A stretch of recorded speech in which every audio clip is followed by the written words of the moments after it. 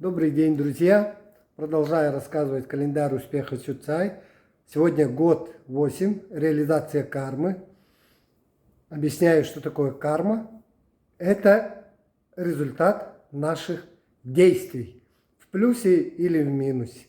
Поэтому год 8 – это год труда, год контроля и год, когда нужно учиться, набирать новые знания и практиковать эти знания в навык, переводить в навык. Да? Вообще год 8 – это год материализации, когда нужно много трудиться и забыть просто, что такое отдых и что такое праздники. Год 8 – это такой год, когда вы в год один, начало цикла, вы, скажем, пример такой, посадили дерево, и это дерево дает плоды. Если вы занимались богоугодными делами, то в год 8 вы эти плоды снимаете, материализуетесь. И год 8 очень хорошо зарабатывается вообще деньги. Легко зарабатывается, хороший год.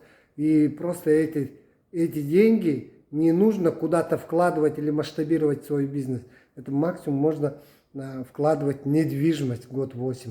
Вот такой год 8. Поэтому очень результативный, очень хороший год. Поэтому трудиться, трудиться и трудиться.